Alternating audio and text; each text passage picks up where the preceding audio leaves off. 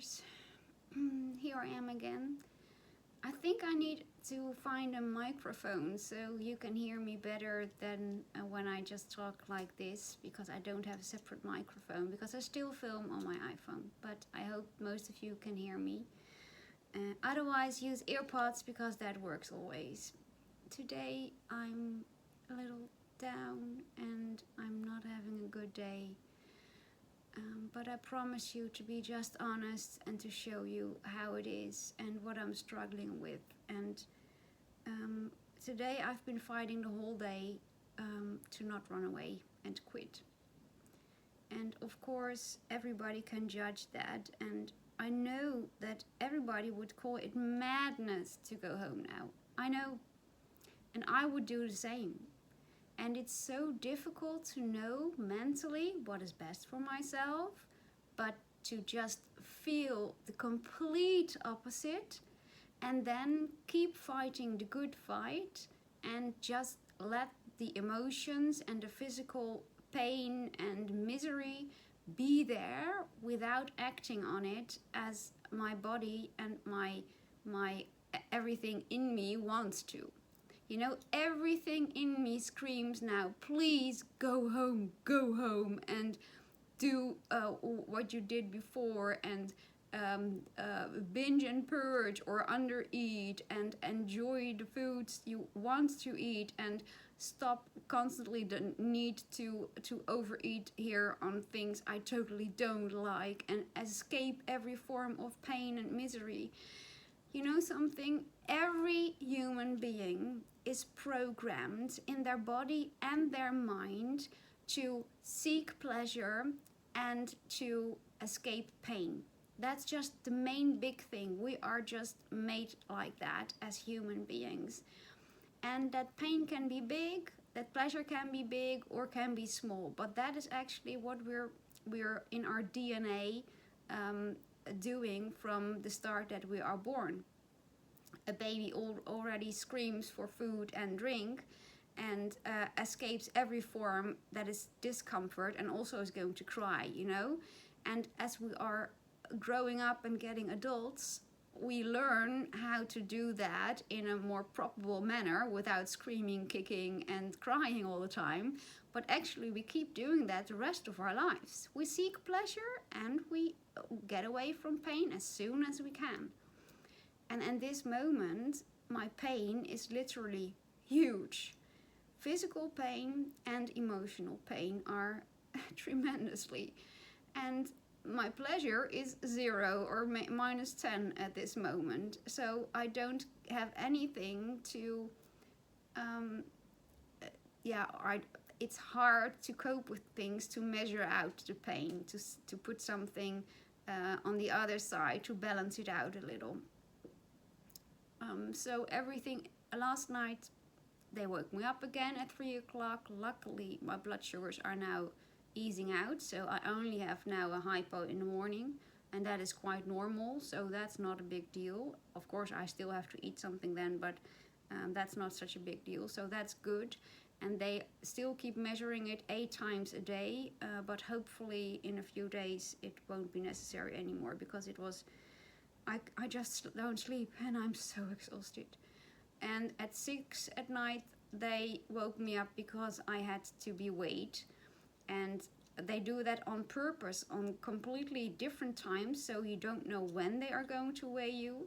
And I think it's ridiculous, because what on earth could I do, you know? Yeah, they expect you, then you could drink a liter of water or something before, but my bathroom is locked, so how could I do that? But anyway, that's the protocol. So at 6 in the morning I had to get up and get naked completely and then be weighed and then go to bed again. And then of course I haven't slept at all at night again, and I was so exhausted. And when I'm exhausted, everything feels even harder. By the way, people are telling me you look better in your face. Well, that's not because I'm gaining so much weight. I'm already only 3 days here, so you can't gain that much weight really physically. But that's also fluids, because my fluids are now going up and down. And in the morning I'm even very puffed because my body is holding on to a lot of water now, because I get a lot of more carbs in here, and every gram of carb holds on to 2 grams of water weight. So I don't know if you know that, but part of refeeding and also by of gaining weight after, for example, when people have followed a strict diet, a low carb diet, and they quit that, then they gain weight very quickly, because your body is filling up on the carbs and the fluids that go along with it. So I don't know how my face or my body is going to change the coming time, but maybe it will blow up completely, maybe it will just go the opposite. So that is what refeeding is. And at this moment they're doing my blood work very seriously every single day. I also get intravenous vitamins, etc., to measure out things, and they're going to watch everything very strictly now, because now the dangerous things are going to come. And yeah, my body is now really protesting on every single matter. So my muscles hurt all the time, my intestines, my stomach. I have been sick all night, and I had to prevent myself from just throwing up in my bed, and I was feeling so sick. And it's still the same, and eating is so hard at this moment. And there's also lots of triggers, because what I also used to do is when I was very stressed out, I was binging. And here I could do that, but I'm not, because that would mess up everything again, of course. And I'm also not purging, because I could do that as well, and that would also be an escape route for me. And it's just struggling. And I was on the point of giving up today, and I'm free here, you know. This is a free treatment, so I can go whenever I want to. So I can just call a cab and go away. And I was struggling with that, and I know I need to stay, and mentally I totally want to stay and go on with this. But I want to be honest that this is such a big, huge struggle. I can't explain it, and I think that people who haven't gone through this themselves won't understand, and only can listen to me and hear me say it. But it's like everything in you wants to run away and to go back to what it's used to. That's what's happening in me, and it's so strong that it feels as if my life depends on it.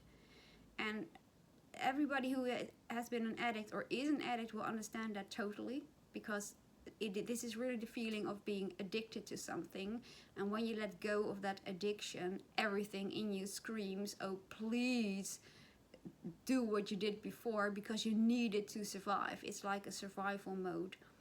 It's inexplainable, but I just want to be honest with you that this is my struggle right now, and I live one day at a time. That is what I learned in the 12 Steps program for addicts, is just you can only focus on today. I don't know what I will do tomorrow, but today I'm staying.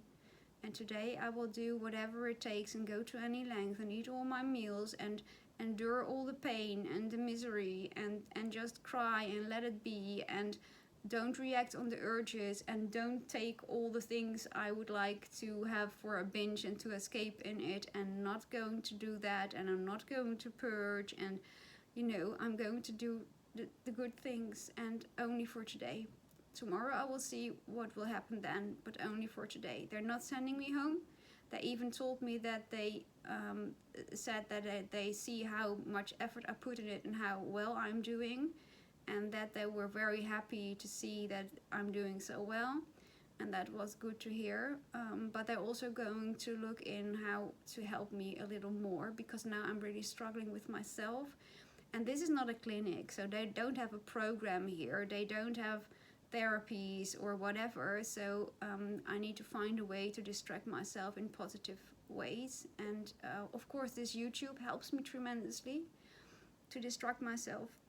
And I have so loving people, Christians around me, who really are pulling me through this.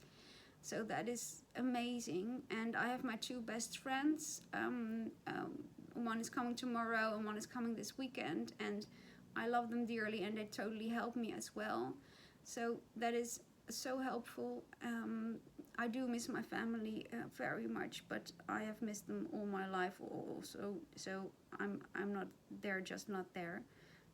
And I find it hard, but I will just have to let myself be loved by other people, and to love myself and let me be loved by God, like I told you yesterday as well.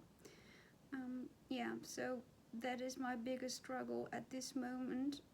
I will keep this video a little shorter because I have to eat in a quarter of an hour already, and I wanted to share the text of today.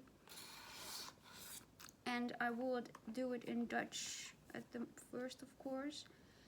Het leven gaat niet om jezelf vinden. Het gaat om het maken van jezelf. And that's a quote of George Bernard Shaw. And in English it says, life is not about finding yourself, it's about creating yourself. And I love that verse as well, that quote. And how my interpretation of that at this moment is, I already know who I am, and that is a good thing. My eating disorder isn't my identity, so when I will be able to let it go finally completely, I know who I am, and I know that my life would be so different, and I really would finally be able to thrive in life, and I'm looking so much forward to it. So it's not about finding myself, but it's about creating myself. And that is something I just want to focus on, because like I said yesterday too, it's what I do today, what I learn today, how I act today, what I say today, that is one step towards my own future. And I'm creating myself and my own future by every action I do at this very moment, because everything has a consequence. Whatever decision I make, whether I stay, whether I go, whether I eat, whether I don't, whether I binge, whether I don't, whether I purge, whether I don't, but also all the other things. Am I acting out of love or out of hurt? Am I able to give, or are just able to demand? Or am I able to receive love and be open for that, or do I shut down for that? There are so many decisions in life that have consequences, and I want to be aware of it.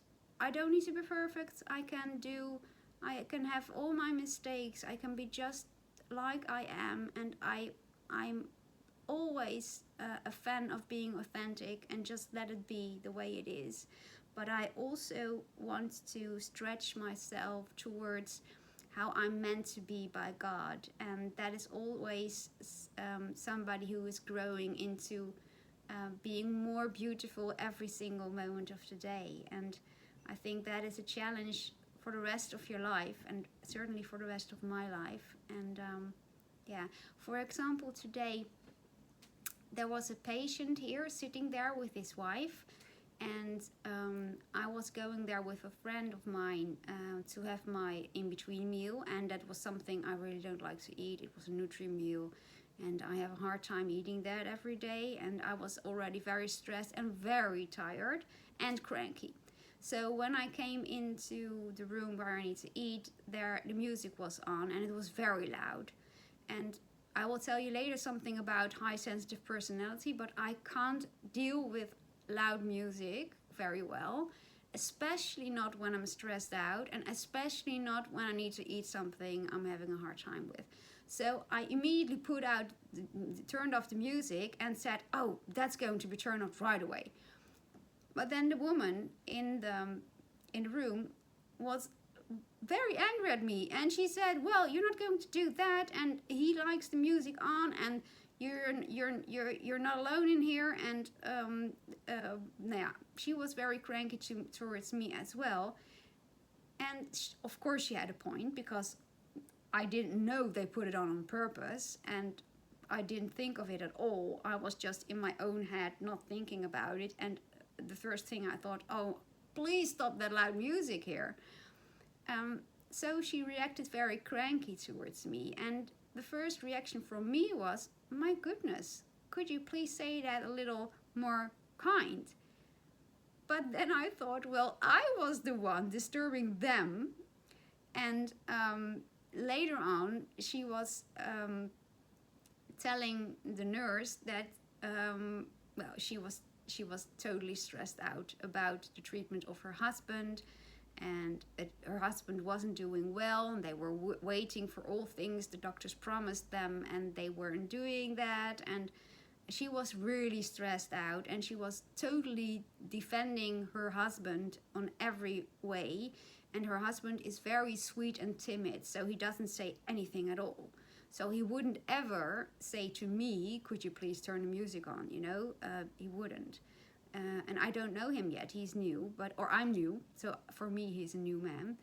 But now I understood it. So then I went to her later on and I told her, I'm really sorry because I really didn't know that you were defending your husband, that you're having such a hard time, and I'm really sorry to hear that.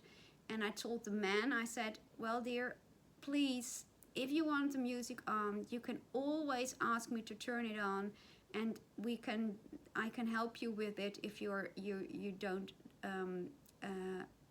if you aren't able to say it yourself. I will ask it you to the next time. So don't be afraid to just tell me what you need. And that is a way, you know, when you have more eye for that, instead of focusing on my own misery and what I need at that very moment and actually demanding it, it's not going to make me happy. And learning these are just learning moments every single time of the day. And I want to be open to that and to look at it and to react on it in a loving and caring way, because that is how we're meant to be. And the beautiful thing was, I really felt that that woman needed love. She really needed it. She was just very stressed out, and I totally get her. And I was cranky and she was cranky, so put two cranky women together and you have a cat fight. But the only way to get out of that is spreading love, and then everything is going to be better again. And I will try to focus on that as well, and I will keep doing that, whether it's love towards myself, towards you guys, towards the people here who need it, towards the nurses, towards the doctors. I mean, love is actually the basic of all our lives, and that is something beautiful. And I experience love and receive it from you also, and I'm so thankful for that, and I keep saying that because that is the truth. Okay, sweethearts, I will have to go again because I need to eat. Not looking forward to it, totally not, but I'm going to focus on the positive things. I get to eat. They do have my intolerant food for this meal, so that's a good thing. I won't get sick of it. I'm going to be thankful for it, and I'm going to pray that it will strengthen my body again and keep me going. And for the rest, I will stay in the day, focus on the positive, take it only one day at a time, and keep in touch with you guys, and hopefully see you very quickly again. Okay, see you next time. Bye bye.